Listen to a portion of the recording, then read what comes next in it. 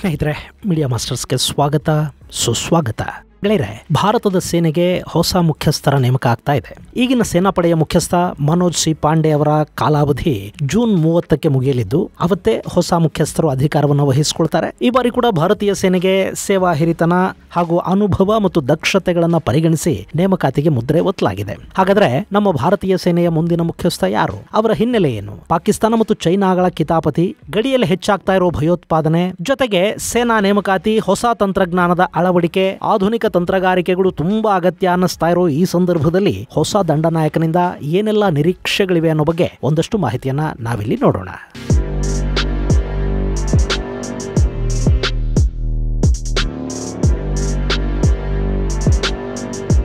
ಗೆಳೆಯರೆ, ಇತ್ತೀಚೆಗೆ ಜಗತ್ತದ ಯಾಕೋ ವಿಚಿತ್ರ ಯುದ್ಧೋನ್ಮಾದಕ್ಕೆ ಬಿದ್ದ ಕಾಣ್ತಾ ಇದೆ. ರಷ್ಯಾ ಯುಕ್ರೇನ್ ಯುದ್ಧ ಇನ್ನೂ ಮುಗುದಿಲ್ಲ. ಹಮಾಸ್ ಮತ್ತು ಇಸ್ರೇಲ್ ನಡುವಿನ ಯುದ್ಧಕ್ಕೆ ಕೊನೆ ಯಾವುದೋ ಗೊತ್ತಿಲ್ಲ. ಇರಾನ್ ಇಸ್ರೇಲ್ ವಿರುದ್ಧ ಕತ್ತಿ ಮಸೀತಾ ಇದ್ರೆ, ಮತ್ತೊಂದು ಕಡೆ ಚೈನಾ ತೈವಾನ್ ಮೇಲೆ ಗುಟ್ರು ಹಾಕ್ತಾ ಇದೆ. ಶಿ ಜಿನ್ಪಿಂಗ್ 3ನೇ ಅವಧಿಗೆ ಅಧ್ಯಕ್ಷರಾಗಿ ಆಯ್ಕೆಯಾದ ನಂತರ ತೈವಾನ್ನ ವಿಷಯದಲ್ಲಿ ಚೈನಾದ ನಿಲುವಲ್ಲಿ ಭಾರಿ ಬದಲಾವಣೆ ಕೂಡ ಆಗಿದೆ. ಈ ಬಾರಿ ಏನಾದರೂ ಮಾಡಿ ಒನ್ ಚೈನಾ ಪಾಲಿಸಿಯ ಅಡಿಯಲ್ಲಿ ತೈವಾನ್ ಅನ್ನ ಕಬಳಿಸಿ ಬಿಡುವುದಕ್ಕೆ ಚೈನಾ ಸಿದ್ಧತೆಗಳನ್ನು ಮಾಡ್ಕೊಳ್ತಾ ಇದೆ. ಅದರ ಭಾಗವಾಗಿ ಅಲ್ಲೊಂದು ಯುದ್ಧ ನಡೆದು ಅದರಲ್ಲಿ ಅಮೆರಿಕ ಭಾಗವಹಿಸಿ ರಷ್ಯಾ ಚೈನಾದ ಪರ ನಿಂತು ಅದು 3ನೇ ವಿಶ್ವ ಯುದ್ಧವಾಗಿ ಬದಲಾದರೂ ಕೂಡ ನಾವು ಅಚ್ಚರಿ ಪಡಬೇಕಾದ ಅಗತ್ಯ ಏನಿಲ್ಲ. ಅಕಸ್ಮಾತ್ ಹಾಗೆ ಇಡೀ ಜಗತ್ತು ಯುದ್ಧದಲ್ಲಿ ಭಾಗವಹಿಸೋ ಸಂದರ್ಭ ಬಂದ್ರೆ ನಮ್ಮ ಅಕ್ಕಪಕ್ಕದ ಶತ್ರುಗಳು ನಮ್ಮನ್ನು ಕೂಡ ಸುಮ್ಮನಿರೋದಕ್ಕೆ ಬಿಡೋದಿಲ್ಲ. ಹಾಗಾಗದೇ ಇದ್ರೂ ಕೂಡ ಭಾರತದ ಎರಡೂ ಗಡಿಗಳಲ್ಲಿ ಸದಾ ಉದ್ವಿಗ್ನ ಅನ್ನೋ ಥರದ ಪರಿಸ್ಥಿತಿ ಇದೆ. ಪೂರ್ವ ಮತ್ತು ಉತ್ತರದ ಗಡಿಯಲ್ಲಿ ಚೀನಾ ನಿರಂತರವಾಗಿ ಕಿತಾಪತಿಯನ್ನು ಮಾಡ್ತಲೇ ಇದೆ. ಆ ಗಡಿಯುದ್ದಕ್ಕೂ ಚೀನಾದ ಸೇನೆ ಹಾಗೂ ಆಯುಧಗಳ ನಿಯೋಜನೆ ನಡೆದಿದೆ. ನಮ್ಮ ಸಿಕ್ಕಿಂನಿಂದ ಬರೀ 150 ಕಿಲೋಮೀಟರ್ ದೂರದಲ್ಲಿ ಚೈನಾದ ಸ್ಟೆಲ್ತ್ ಯುದ್ಧ ವಿಮಾನಗಳು ನಿಂತಿವೆ. ಅಲ್ಲಿ ಡ್ಯೂಯಲ್ ವಿಲೇಜ್ಗಳನ್ನು ನಿರ್ಮಾಣ ಮಾಡಿ ಚೈನಾ ಸೇನೆ ಮತ್ತು ಸಿವಿಲಿಯನ್ಗಳನ್ನ ತಂದು ಕೂರಿಸಿದೆ. ಇದೆಲ್ಲ ಮುಂದೆ ಆಗಬಹುದಾದ ಸಂಘರ್ಷದ ಬಗ್ಗೆ ಭಾರತಕ್ಕೆ ಎಚ್ಚರಿಕೆಯನ್ನು ಕೊಡ್ತಾ ಇದೆ. ಮತ್ತೊಂದು ಕಡೆ ಕಾಶ್ಮೀರದ ಗಡಿಯಲ್ಲಿ ನುಸುಳುಕೋರ ಉಗ್ರರ ಉಪಟಳ ಕೂಡ ಹೆಚ್ಚಾಗ್ತಾ ಇದೆ. ಅಲ್ಲಿ ಕಳೆದ 5 ವರ್ಷಗಳಿಂದ ಕಡಿಮೆ ಆದಂತೆ ಕಂಡು ಬರ್ತಾ ಇದ್ದ ಭಯೋತ್ಪಾದಕ ಚಟುವಟಿಕೆಗಳು ಈಗ ಮತ್ತೆ ಹೆಚ್ಚಾಗ್ತಾ ಇವೆ. ಪಾಕಿಸ್ತಾನದ ಸರ್ಕಾರ ಭಾರತದ ಜೊತೆಗೆ ಶಾಂತಿ ಮಾತುಕತೆಗೆ ಪ್ರಯತ್ನವನ್ನ ಆರಂಭ ಮಾಡ್ತಿದ್ದ ಹಾಗೆ ಅಲ್ಲಿನ ISI ಹಾಗೂ ಉಗ್ರರು ಭಾರತದಲ್ಲಿ ತಮ್ಮ ಚಟುವಟಿಕೆಗಳನ್ನ ಹೆಚ್ಚು ಮಾಡೋದಕ್ಕೆ ಶುರು ಮಾಡಿದ್ದಾರೆ. ಇದು ಭಾರತವನ್ನ ಕೆರಳಿಸುವ ಪ್ರಯತ್ನದ ಭಾಗ. ಹಾಗೆ ಕಾಶ್ಮೀರದಲ್ಲಿ ವಿಧಾನಸಭಾ ಚುನಾವಣೆಗಳು ಆಗದ ಹಾಗೆ ತಡೆಯುವ ಪ್ರಯತ್ನ ಕೂಡ ನಡೀತಾ ಇದೆ. ಇನ್ನು ಪಂಜಾಬ್ ಗಡಿಯಲ್ಲಿ ಪಾಕಿಸ್ತಾನದ ಕಡೆಯಿಂದ ಮಾದಕ ಪದಾರ್ಥಗಳ ಸರಬರಾಜು ಹೆಚ್ಚಾಗ್ತಾ ಇದೆ. ಅಲ್ಲಿ ಪದೇ ಪದೇ ಪಾಕಿಸ್ತಾನಿ ಡ್ರೋನ್ಗಳು ಕಾಣಿಸ್ಕೊಳ್ಳುತ್ತವೆ. ಇವೆಲ್ಲವನ್ನ ದಿಟ್ಟವಾಗಿ ಎದುರಿಸೋದಕ್ಕೆ ಭಾರತ ಒಂದಷ್ಟು ಬಲಿಷ್ಠ ವ್ಯವಸ್ಥೆಗಳನ್ನು ಮಾಡ್ಕೋಬೇಕಿದೆ. ತನ್ನ ತಂತ್ರಗಾರಿಕೆಯನ್ನ ಬದಲಿಸಿಕೊಳ್ಳಬೇಕಿದೆ. ಹೊಸ ತಂತ್ರಜ್ಞಾನವನ್ನ ಸೇನೆ ಹಾಗೂ ಸೇನಾ ಇಂಟೆಲಿಜೆನ್ಸ್ಗೆ ಬಳಕೆ ಮಾಡಬೇಕಾಗಿದೆ.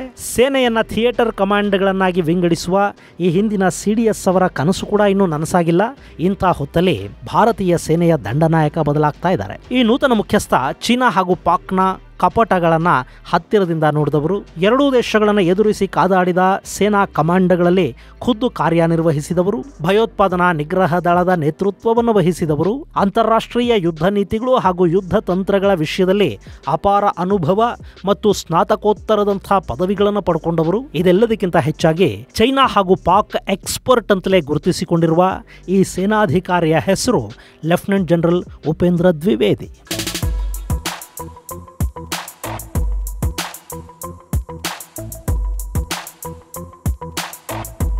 ಗೆಳೆಯರೆ, ಭಾರತೀಯ ಸೇನೆಯ ನೂತನ ಮುಖ್ಯಸ್ಥರಾಗಿ ಲೆಫ್ಟಿನೆಂಟ್ ಜನರಲ್ ಉಪೇಂದ್ರ ದ್ವಿವೇದಿ ಅವರನ್ನ ನೇಮಕ ಮಾಡಲಾಗಿದೆ. ಸದ್ಯಕ್ಕೆ ಭಾರತೀಯ ಸೇನೆಯ ಉಪಮುಖ್ಯಸ್ಥರಾಗಿ ಸೇವೆ ಸಲ್ಲಿಸ್ತಾ ಇರುವ ದ್ವಿವೇದಿ ಜೂನ್ 30ನೇ ತಾರೀಕು ಸೇನಾ ಮುಖ್ಯಸ್ಥರಾಗಿ ಅಧಿಕಾರವನ್ನು ವಹಿಸಿಕೊಳ್ಳಲಿದ್ದಾರೆ. ಅದೇ ದಿನ ಈಗಿನ ಸೇನಾ ಮುಖ್ಯಸ್ಥ ಜನರಲ್ ಮನೋಜ್ ಪಾಂಡೆ ನಿವೃತ್ತರು ಆಗ್ತಾರೆ. ಉಪೇಂದ್ರ ದ್ವಿವೇದಿ ಮೂಲತಃ ಮಧ್ಯಪ್ರದೇಶದವರು.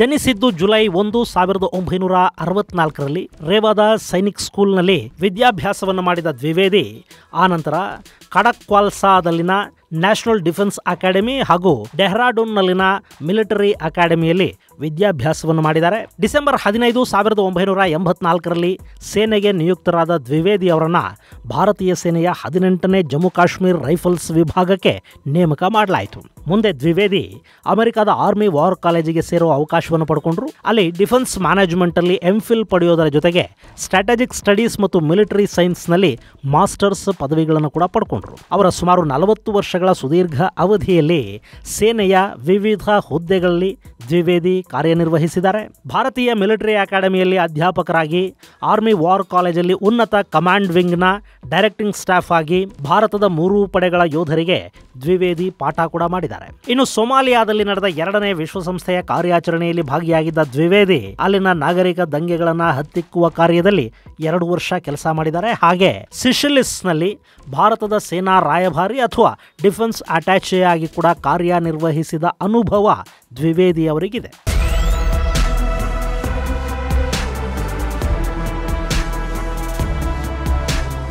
ಗೆಳೆಯರೆ, ಸೊಮಾಲಿಯಾದಲ್ಲಿ 2ನೇ ನಾಗರಿಕ ದಂಗೆಯನ್ನ ಹತ್ತಿಕ್ಕುವ ನಿಟ್ಟಲ್ಲಿ ವಿಶ್ವಸಂಸ್ಥೆ ನಡೆಸಿದ ಕಾರ್ಯಾಚರಣೆಯಲ್ಲಿ 27 ದೇಶಗಳ 22,000 ಸೈನಿಕರು, ಅಧಿಕಾರಿಗಳು ಭಾಗಿಯಾಗಿದ್ರು. ಆ ತಂಡದಲ್ಲಿ ದ್ವಿವೇದಿ ಕೂಡ ಇದ್ರು. ಹೀಗಾಗಿ ನಾಗರಿಕ ಸಂಘರ್ಷಗಳ ಬಗ್ಗೆ ಹಾಗೂ ಅದನ್ನ ಹತ್ತಿಕ್ಕುವ ಬಗ್ಗೆ ದ್ವಿವೇದಿ ಅವರಿಗೆ ಸಾಕಷ್ಟು ಅನುಭವ ಇದೆ. 1993ರಿಂದ 1995 ನಡುವೆ ನಡೆದ ಈ ಕಾರ್ಯಾಚರಣೆ ವಿಶ್ವಸಂಸ್ಥೆ ನಡೆಸಿದ ಅತಿದೊಡ್ಡ ಕಾರ್ಯಾಚರಣೆ ಅನ್ನೋ ಹೆಗ್ಗಳಿಕೆಯನ್ನು ಪಡ್ಕೊಂಡಿದೆ. ಇಷ್ಟಾದರೂ ಸಂಪೂರ್ಣ ಯಶಸ್ಸನ್ನೇನು ಈ ಕಾರ್ಯಾಚರಣೆ ಪಡೀಲಿಲ್ಲ. ಯಾವುದೇ ನಾಗರಿಕ ದಂಗೆಯನ್ನ ಕೇವಲ ಸೇನಾ ಕಾರ್ಯಾಚರಣೆಯಿಂದ ದಮನ ಮಾಡೋದಕ್ಕೆ ಸಾಧ್ಯ ಆಗೋದಿಲ್ಲ.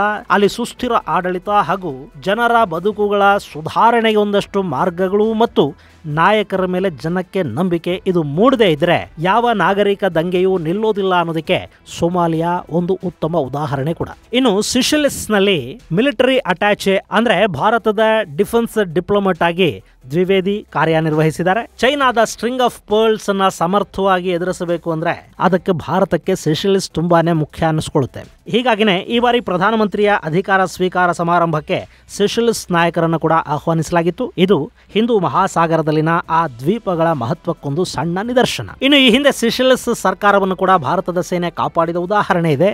ಅವತ್ತು ಭಾರತೀಯ ನೌಕಾಪಡೆ ಮಾಡಿದ ಆ ಕಾರ್ಯಾಚರಣೆಗೆ ಆಪರೇಷನ್ ಫ್ಲವರ್ಸ್ ಆರ್ ಬ್ಲೂಮಿಂಗ್ ಅನ್ನೋ ಹೆಸರನ್ನು ಕೊಡಲಾಗಿತ್ತು.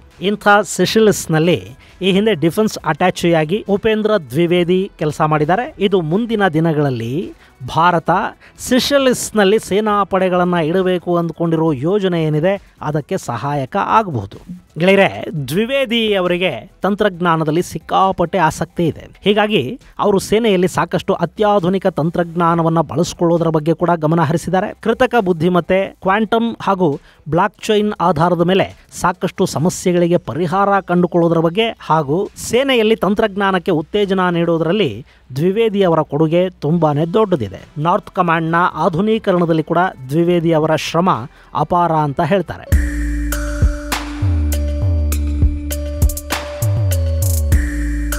ಇನ್ನು ಭಾರತದ ಸೇನೆ ಜಗತ್ತಲ್ಲೇ ಅತಿದೊಡ್ಡ ಸೇನೆಗಳ ಪೈಕಿ 2ನೇದು. ನಮ್ಮಲ್ಲಿ 14 ಲಕ್ಷಕ್ಕೂ ಅಧಿಕ ಸಕ್ರಿಯ ಸೇನಾ ಸಿಬ್ಬಂದಿ ಹಾಗೂ 9,60,000 ಮೀಸಲು ಸಿಬ್ಬಂದಿ ಇದ್ದಾರೆ. ಭಾರತದಲ್ಲಿ ಒಟ್ಟು 6 ಕಮಾಂಡ್ಗಳಿದ್ದು ಒಂದು ಟ್ರೈನಿಂಗ್ ಕಮಾಂಡ್ ಅನ್ನು ಕೂಡ ಸೇನೆ ಹೊಂದಿದೆ. ಇನ್ನು ಸೇನಾ ಶಕ್ತಿಯಲ್ಲಿ ಜಾಗತಿಕವಾಗಿ ಮೊದಲ ಸ್ಥಾನದಲ್ಲಿರುವ ಚೈನಾದಲ್ಲಿ 20 ಲಕ್ಷಕ್ಕೂ ಅಧಿಕ ಸಕ್ರಿಯ ಸೇನಾ ಸಿಬ್ಬಂದಿ ಇದೆ. ಹಾಗೇನೆ ನಮ್ಮ ಪಕ್ಕದ ಪಾಕಿಸ್ತಾನದಲ್ಲಿ 5,60,000 ಆಕ್ಟಿವ್ ಪರ್ಸನಲ್ಗಳಿದ್ರೆ 5.5 ಲಕ್ಷದಷ್ಟು ರಿಸರ್ವ್ ಸಿಬ್ಬಂದಿ ಕೂಡ ಇದ್ದಾರೆ. ಇನ್ನು 1,85,000 ನ್ಯಾಷನಲ್ ಗಾರ್ಡ್ಸ್ ಪಾಕಿಸ್ತಾನದಲ್ಲಿದ್ದಾರೆ. ಆದರೆ ಚೈನಾ ಹಾಗೂ ಪಾಕಿಸ್ತಾನಗಳಿಗಿಂತಲೂ ಹೆಚ್ಚಿನ ಯುದ್ಧಗಳನ್ನು ಮಾಡಿದ, ಹೆಚ್ಚಿನ ಕಾರ್ಯಾಚರಣೆಗಳನ್ನು ನಡೆಸಿದ ಅನುಭವ ಭಾರತದ ಸೈನ್ಯಕ್ಕಿದೆ. ಇಂಥ ಸೇನಾಪಡೆಗೆ ಈಗ ದ್ವಿವೇದಿ ಮುಖ್ಯಸ್ಥರಾಗಿ ಬಂದಿದ್ದಾರೆ. ಇದು ಮುಂದಿನ ದಿನಗಳಲ್ಲಿ ಭಾರತದ ಕಾರ್ಯಾಚರಣೆಗಳಿಗೆ ಹಾಗೂ ಗಡಿ ರಕ್ಷಣೆಗೆ ಎಷ್ಟರ ಮಟ್ಟಿಗೆ ಸಹಾಯಕ ಆಗತ್ತೆ ಅನ್ನೋ ಕುತೂಹಲವನ್ನು ಹೆಚ್ಚು ಮಾಡ್ತಾ ಇದೆ. ಗೆಳೆಯರೆ, ಸದ್ಯದ ಪರಿಸ್ಥಿತಿಯಲ್ಲಿ ಭಾರತದ ಸೇನಾ ಮುಖ್ಯಸ್ಥ ಯಾರೇ ಆದರೂ ಕೂಡ ಅವರ ಮೇಲೆ ದೊಡ್ಡ ಜವಾಬ್ದಾರಿ ಇರುತ್ತೆ. ಯಾಕೆಂದ್ರೆ ಭಾರತದಲ್ಲಿ 3ನೇ ಅವಧಿಗೆ ಮೋದಿ ಪ್ರಧಾನಮಂತ್ರಿ ಆದ ನಂತರ ಜಮ್ಮು ಕಾಶ್ಮೀರದಲ್ಲಿ ಭಯೋತ್ಪಾದಕ ಚಟುವಟಿಕೆಗಳು ಹೆಚ್ಚಾಗ್ತಾ ಇವೆ. ಮತ್ತೊಂದು ಕಡೆ ಪಾಕ್ ಆಡಳಿತದಲ್ಲಿ ಸೇನೆಯ ಹಸ್ತಕ್ಷೇಪ ಕೂಡ ಹೆಚ್ಚಾಗ್ತಾ ಇದೆ. ಇದೆಲ್ಲವೂ ಕೂಡ ಭಾರತದಲ್ಲಿ ಸಮಸ್ಯೆಗಳನ್ನ ಹೆಚ್ಚು ಮಾಡೋದಕ್ಕೆ ಮೂಲ ಕಾರಣ ಆಗುತ್ತೆ. ಸೊ ಮೊದಲಿಗೆ ಜಮ್ಮು ಕಾಶ್ಮೀರದ ಸಮಸ್ಯೆಗಳಿಗೆ ಪರಿಹಾರವನ್ನು ಹುಡುಕಬೇಕು. ಇಲ್ಲಿ ದ್ವಿವೇದಿ ಅವರು ಜಮ್ಮು ಕಾಶ್ಮೀರ್ ರೆಜಿಮೆಂಟ್ ಅಲ್ಲಿ ಕಾರ್ಯನಿರ್ವಹಿಸಿರೋದ್ರಿಂದ ಅವರಿಗೆ ಆ ಭಾಗದ ಬಗ್ಗೆ ಹೆಚ್ಚು ಮಾಹಿತಿ ಇದ್ದೇ ಇರುತ್ತೆ. ಅದನ್ನ ಬಳಸಿಕೊಂಡು ಅವರು ಹೇಗೆ ಆ ಸಮಸ್ಯೆಗಳನ್ನ ಬಗೆಹರಿಸುವ ನಿಟ್ಟಲ್ಲಿ ಕಾರ್ಯನಿರ್ವಹಿಸ್ತಾರೆ ಅನ್ನೋದನ್ನ ಕಾದು ನೋಡಬೇಕು.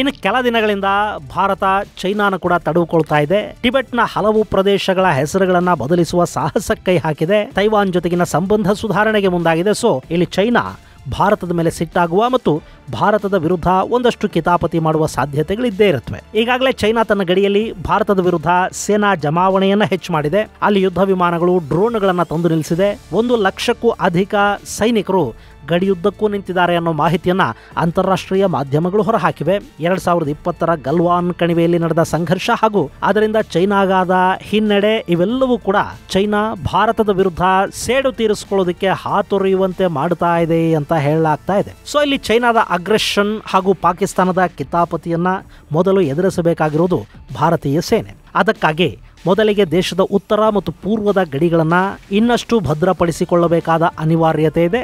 ಇದಲ್ಲದೆ ಮುಂದಿನ ನವೆಂಬರಲ್ಲಿ ನಡೆಯಲಿರುವ ಅಮೆರಿಕಾದ ಎಲೆಕ್ಷನ್ನಲ್ಲಿ ಯಾರು ಗೆಲ್ತಾರೆ ಅನ್ನೋದು ಕೂಡ ಭಾರತ ಮತ್ತು ಚೀನಾ ನಡುವಿನ ಸಂಘರ್ಷದ ತೀವ್ರತೆ ಎಷ್ಟಿರುತ್ತೆ ಅನ್ನೋದನ್ನು ತೋರಿಸುತ್ತೆ. ಸೊ ಮುಂದಿನ 6-7 ತಿಂಗಳು ಭಾರತದ ಸೇನೆಯ ಪಾಲಿಗೆ ತುಂಬಾನೇ ಮುಖ್ಯ ಅನ್ನಿಸ್ಕೊಳ್ಳುತ್ತೆ. ಇಲ್ಲಿ ಭಾರತೀಯ ಸೇನೆ ಜಮ್ಮು ಕಾಶ್ಮೀರದ ಭಯೋತ್ಪಾದಕರನ್ನ ಎದುರಿಸಬೇಕು, ಮತ್ತೊಂದು ಕಡೆ ಚೈನಾದ ಅಗ್ರೆಷನ್ ಕೂಡ ಮೆಟ್ಟಿ ನಿಲ್ಲಬೇಕು.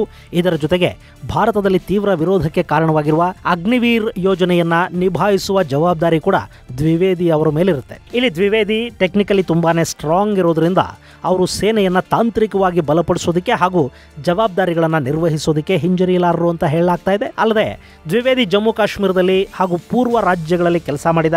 ಅವರಿಗೆ ರಾಷ್ಟ್ರೀಯ ರೈಫಲ್ಸ್ ಹಾಗೂ ಅಸ್ಸಾಂ ರೈಫಲ್ಸ್ ಎರಡೂ ಪಡೆಗಳ ಬಗ್ಗೆ ಅತಿ ಹೆಚ್ಚು ಮಾಹಿತಿ ಇದೆ. ಇದು ಮುಂದಿನ ದಿನಗಳಲ್ಲಿ ಭಾರತದ ಗಡಿ ರಕ್ಷಣೆಗೆ ಅಗತ್ಯ ನೆರವನ್ನು ಕೊಡಬಹುದು. ಚೈನಾ ಹಾಗೂ ಪಾಕ್ನ ಅಗ್ರೆಷನ್ ಅನ್ನ ಇದು ಕಡಿಮೆ ಮಾಡಬಹುದು ಅಂತ ಹೇಳಲಾಗ್ತಾ ಇದೆ. ಒಟ್ಟಲ್ಲಿ ಜಗತ್ತು ಯುದ್ಧೋನ್ಮಾದದಲ್ಲಿರುವ ಸಂದರ್ಭದಲ್ಲಿ ಭಾರತಕ್ಕೆ ಹೊಸ ಸೇನಾ ಮುಖ್ಯಸ್ಥರ ನೇಮಕ ಆಗಿದೆ. ಇದು ಎಷ್ಟರ ಮಟ್ಟಿಗೆ ಭಾರತಕ್ಕೆ ಸಹಾಯಕವಾಗಬಹುದು ಅನ್ನೋದನ್ನ ನಾವು ಕಾದು ನೋಡಬೇಕು. ಅಂದಹಾಗೆ ಜನರಲ್ ದ್ವಿವೇದಿ ಪರಮ ವಿಶಿಷ್ಟ ಸೇವಾ ಮೆಡಲ್, ಅತಿ ವಿಶಿಷ್ಟ ಸೇವಾ ಮೆಡಲ್ಗಳ ಜೊತೆಗೆ 3 ಬಾರಿ general officer commanding in chief ಕೊಡುವ ಗ್ಯಾಲಂಟ್ರಿ ಅವಾರ್ಡ್ಗೆ ಕೂಡ ಪಾತ್ರರಾಗಿದ್ದಾರೆ. ಇದು ಗೆಳೆಯರೆ ಭಾರತೀಯ ಸೇನೆಗೆ ಹೊಸದಾಗಿ ಆಯ್ಕೆಯಾಗಿರುವ ಸೇನಾ ಮುಖ್ಯಸ್ಥ ಲೆಫ್ಟಿನೆಂಟ್ ಜನರಲ್ ಉಪೇಂದ್ರ ದ್ವಿವೇದಿ ಅವರ ಕುರಿತಾದ ಒಂದಷ್ಟು ಮಾಹಿತಿ.